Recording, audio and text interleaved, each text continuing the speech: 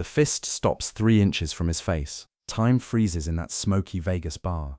Mike Tyson, the man who once bit off Evander Holyfield's ear, who knocked out grown men in 30 seconds, has his massive right hand cocked back, ready to destroy another human being. The drunk heckler's eyes are closed, bracing for impact that would shatter his jaw, maybe end his life. Everyone in that bar knows what Tyson's fist can do. They've seen the highlights. They know the statistics. 54 wins, 44 knockouts, but the punch never lands. But 10 seconds earlier, 2003, the Aladdin Hotel, Las Vegas. Mike Tyson is 37 years old and falling apart. His bank account shows negative $23 million. The heavyweight champion who once earned $30 million per fight now performs in seedy casino exhibitions for a fraction of that. Cocaine and alcohol numb the pain, but amplify the rage. 3 months ago, Lennox Lewis destroyed him. Not just defeated, humiliated. The aura of invincibility, already cracked, finally shattered completely. Now Tyson haunts Vegas bars like a ghost of his former glory, surrounded by parasites and yes-men who vanish when the money runs out. The Aladdin's bar is a monument to faded glamour, like Tyson himself. Red velvet booths worn thin, gold fixtures tarnished with age, the smell of desperation masked by expensive air freshener. It's where former champions come to drink themselves into amnesia, where showgirls pass their prime nurse cosmopolitans and remember better days. Tonight he sits alone at the bar, ordering another bourbon. His reflection in the mirror behind the bottles is a stranger bloated, eyes hollow, the facial tattoo that once intimidated, now seeming more like a cry for help. His hands, the same hands that made him the youngest heavyweight champion in history, shake slightly as he lifts the glass. The tremor isn't from fear, it's from the cocktail of antidepressants, painkillers, and whatever else his handlers gave him to keep him functional. He's been here 4 hours. The bartender, an ex-boxer himself who fought undercard in the 80s, keeps the drinks coming without judgment. He's seen this movie before. Champions don't fade away, they dissolve, one drink at a time. Behind him, a group of construction workers celebrate someone's birthday. They're loud, drunk, happy, everything Tyson isn't. They've been stealing glances at him all night, whispering among themselves. Is that really him? Is that really Iron Mike? One of them, a big man named Marcus, keeps staring at the fallen champion. Marcus is 6'4", 260 pounds of Nebraska farm strength mixed with Vegas construction muscle. The kind of man who's never lost a bar fight and thinks that makes him tough. He's had 8 beers and 3 shots of whiskey. His friends warned him to leave Tyson alone, but alcohol has a way of making stupid men brave. But there's more to it than liquid courage. Marcus is 37 too, same age as Tyson. He grew up watching Iron Mike demolish opponents, copying his peekaboo style in his garage, dreaming of glory that never came. While Tyson was becoming the youngest heavyweight champion in history, Marcus was laying foundation in the desert heat, his dreams calcifying like concrete. Look at that, Marcus slurs to his buddies. Loud enough for half the bar to hear. Mike Tyson, the baddest man on the planet. More like the saddest man in Vegas. His friends try to quiet him. But Marcus is on a roll now. 20 years of watching Tyson fight on TV, idolizing him as a teenager, then watching him fall, it all comes out as cruel disappointment. Every failed dream, every morning he woke up with a hangover instead of ambition, every time his kids asked why daddy was angry, it all gets projected onto the broken champion at the bar. "Hey champ," Marcus yells across the bar. "How's it feel to be washed up? How's bankruptcy treating the great Mike Tyson?" The bar goes silent. Even the slot machines seem to pause their electronic songs. The bartender's hand hovers over the panic button that connects directly to hotel security. A cocktail waitress freezes mid-stride, tray balanced perfectly, waiting for the explosion. 2 tourists quickly gather their chips and head for the exit. Everyone knows what happens next. They've seen this movie before. Tyson's shoulders tense, his jaw clenches. That familiar rage, the one Customato spent years trying to channel into the ring, starts building like a tsunami. The bourbon glass in his hand creaks under the pressure of his grip. In his mind, Marcus becomes every critic who called him a thug, every judge who sent him to prison for a crime he maintains he didn't commit, every promoter who stole from him, every woman who left him when the money ran out, every friend who betrayed him for a payday. Don King, Robin Givens, the Indiana jury, they all wear Marcus's face now. The old voices return. His mother, screaming at him that he's ugly, that no one will ever love him. The boys in Brooklyn who made fun of his lisp, who called him a fairy until he learned to make them bleed. Cuss's voice tries to break through. "Discipline, Michael, discipline." But Cos is dead, has been dead for 18 years, and his wisdom died with him. He turns slowly on his bar stool. Those dead eyes that terrified opponents suddenly flame to life. It's the same look Trevor Berbick saw before he fell. The same look Michael Spinks saw for 91 seconds. The look that made grown men quit on their stools rather than face another round. Marcus's drunk bravado evaporates instantly. He realizes, perhaps for the first time in his life, what real danger looks like. This isn't a bar fight. This is a man who's been trained since childhood to hurt people, who's been rewarded millions for his violence, who has nothing left to lose. Tyson stands. Even diminished, even past his prime, he's still Iron Mike. Still the man who knocked out Michael Spinks in 91 seconds. Still capable of ending a life with his bare hands. The power might be diminished, but muscle memory doesn't forget. His body automatically shifts into the stance Cos taught him 3 decades ago. He walks toward Marcus with that distinctive, predatory shuffle. No rush. Predators never rush. The construction worker backs against the bar, his friends scattering like roaches when the light comes on. One of them fumbles with his phone, trying to call 911, but his hands shake too much to dial. Tyson stops 3 feet from Marcus, close enough to smell the fear sweat mixing with cheap beer and cigarette smoke, close enough to see the man's pupils dilate with terror, to watch the pulse hammer in his throat. The entire bar holds its breath. Someone in the back whispers a prayer. "You know what?" Tyson says, his voice that familiar high lisp that sounds almost gentle, until you realize it's the calm before devastation. "You're right. I am washed up. I am sad. I am everything you said." Marcus blinks, confused. This isn't the script. Tyson is supposed to attack. That's what Mike Tyson does. That's what the world expects. That's what Marcus secretly wants, to be knocked out by a legend, to have a story to tell. "You know what else I am?" Tyson continues, and now his voice cracks slightly. "I'm tired. I'm so fucking tired of being me." The rage is still there, boiling just under the surface. His fists clench and unclench. Every instinct screams at him to do what he's always done, solve problems with violence.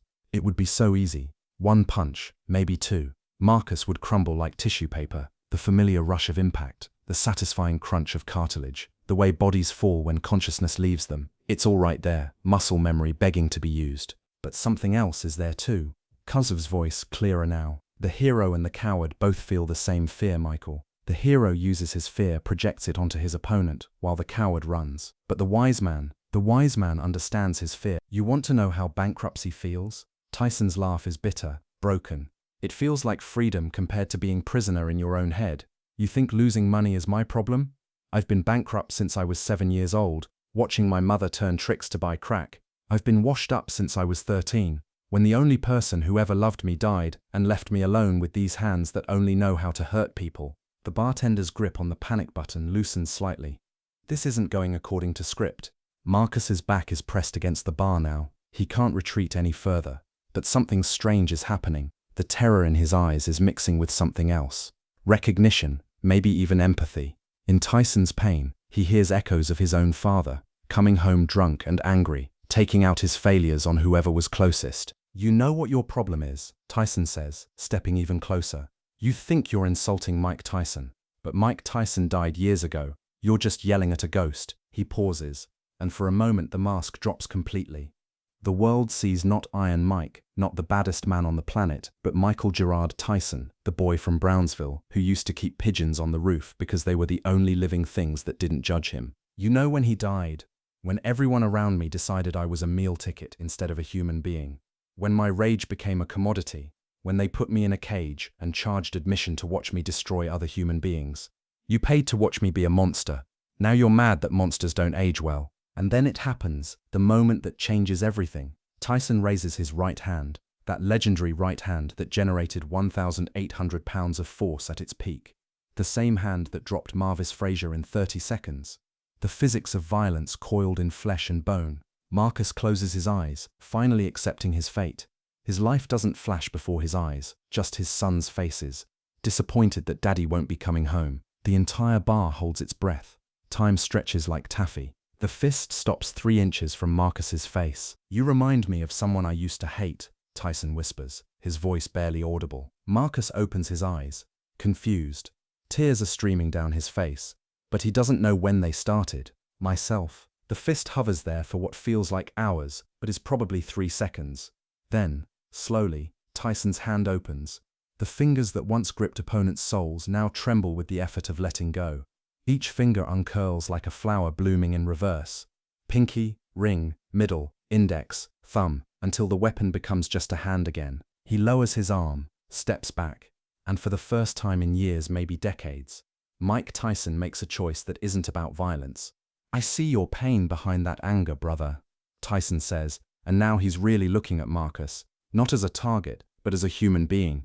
"I've been you, drunk, angry at someone else's success, trying to tear down what I couldn't build up.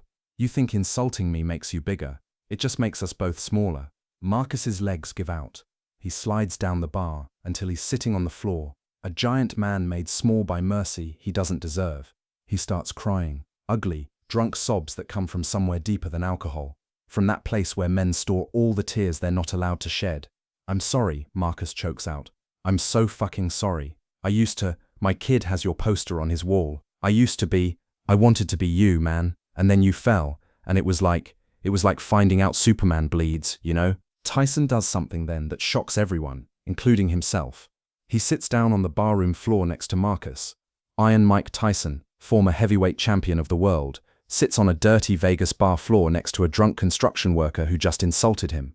The carpet is sticky with spilled drinks and broken dreams, but somehow it feels like holy ground.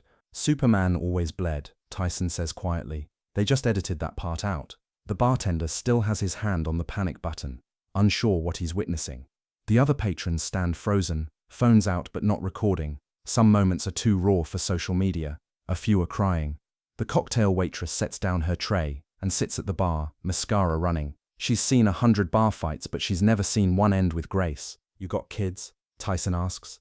Marcus nods, pulling out a battered wallet. The leather is cracked, held together with duct tape, a working man's wallet. "2 boys, 8 and 10, Tyler and James. They think I'm a hero, but I'm nothing. I build casinos for rich people to lose money in. Come home tired, angry, drink too much, yell too much. I'm becoming my old man, and I can't stop it." The photos are worn from handling 2 gap-toothed boys in Little League uniforms, smiling like the world hasn't hurt them yet. Tyson studies them with the focus he once reserved for opponent footage. "Tyler's the athlete," Marcus continues, needing to talk now. "Fast as lightning. Wants to be a boxer. I told him no. Told him it's too dangerous. Truth is, I don't want him to want something that bad. Don't want him to feel what I feel every day, like a failure who never even tried." "Your boys don't need Superman," Tyson says. "They need a father who chooses to be better today than he was yesterday. That's it. That's the whole secret." He stands up, offers Marcus his hand. After a moment's hesitation, Marcus takes it. Tyson pulls him to his feet with surprising gentleness. For a moment, they stand there, 2 broken men holding each other up. "I spent 20 years trying to hurt everyone who reminded me of my pain," Tyson says, loud enough now for the whole bar to hear. "You know where that got me? Right here. 37 years old. Broke, alone, sitting in bars waiting for someone like you to give me an excuse to be the monster everyone expects." He reaches into his pocket, pulls out a business card. Not his own, but one from a counselor he's been avoiding calling. Dr. Sarah Chen, addiction and trauma specialist. The card is creased from being carried but never used. "But tonight, you gave me something else. You gave me a choice. And for the first time in my life, I chose not to be that monster." Marcus takes the card with shaking hands. "What happens now?" Marcus asks. "Now," Tyson actually smiles. Not the camera smile, not the intimidation smile, but something real. "Now we both go home. Tomorrow, you call that number. Day after that, you wake up and try to be 1% better. That's it. That's how you save your own life." He turns to the bartender, his tab's on me, and call him a cab. Then to Marcus, "Go home, hug your boys, tell them daddy's going to get better. Then actually do it." As Tyson walks toward the door, something extraordinary happens. The bar patrons begin to applaud. Not the theatrical applause of a victory, but something deeper, the recognition of witnessing a man choose to change. The cocktail waitress touches his arm as he passes. The bartender nods with respect. Even the security guard who rushed in expecting carnage stops and watches in wonder. At the door, Tyson turns back. "Hey Marcus? Yeah? Tell Tyler if he really wants to box, he should learn. But make sure he understands. The hardest fights aren't in the ring, they're in here." He taps his chest. "And tonight, we both won one of those." But that was only the beginning. 15 years later, the Ranch of Hope sits on 40 acres of Nevada desert. a rehabilitation center that looks nothing like the institutional facilities most people imagine. There's a boxing ring, but also a meditation garden, a gym, but also a library. It's where broken men come to rebuild, not their bodies, but their souls. The morning sun casts long shadows across the compound. In the meditation garden, men sit in silence, learning to face their thoughts without substances. In the gym, they channel rage into iron instead of fists. In the library, they read books about trauma, recovery, and the long journey home to themselves. Marcus Williams, now 52, clean-shaven and clear-eyed, stands in front of a group of new arrivals. He's the head counselor here, has been for 5 years. On his desk sits a framed photo. Him and Tyson at the center's grand opening, both smiling like men who've survived a war. Next to it, another photo, his sons at their college graduations. Gentlemen, Marcus begins his orientation speech, the same one he gives every month. You're here because you've hit bottom. Good. Bottom is where we build foundations. In the back row, a young man with face tattoos and 1,000-yard stare raises his hand. Why should we listen to you? What makes you special? Marcus smiles. He's heard this question 100 times. Each time it takes him back to that bar, to the moment his life split into before and after. Because 15 years ago, I insulted the wrong man in a Vegas bar. I was drunk, angry, broken, just like some of you. That man should have destroyed me. He had every right to. Instead, he gave me something I'd never given myself, a second chance. He pulls out a letter, weathered from years of handling. The envelope bears the logo of Tyson's podcast. This came last week. Want me to read it? The men nod, leaning forward. Even the tough ones soften when they hear Tyson's name, not from fear anymore, but from recognition. He's become a different kind of legend now. Marcus, heard you just celebrated 15 years clean. I'm proud of you, brother. More importantly, I heard your oldest just got into medical school. You broke the cycle. You became the father you wished you'd had. That's the real championship. Saw the numbers from the ranch, 300 men this year alone. That's 300 families that get their fathers back. 300 kids who won't grow up the way we did. Sometimes I think about that night in the bar. I was 1 second away from throwing that punch. 1 second away from destroying both our lives. Instead, we saved each other. Keep punching. P.S. Tell Tyler congratulations on making the Olympic trials. Turns out he got his speed from his old man after all. Marcus folds the letter carefully, returns it to his pocket where it lives next to his 15-year sobriety chip.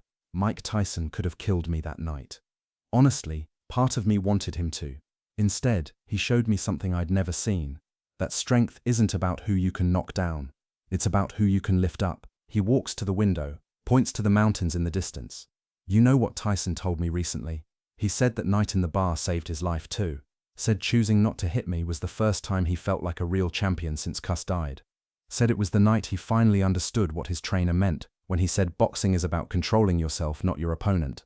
The young man with tattoos isn't scowling anymore.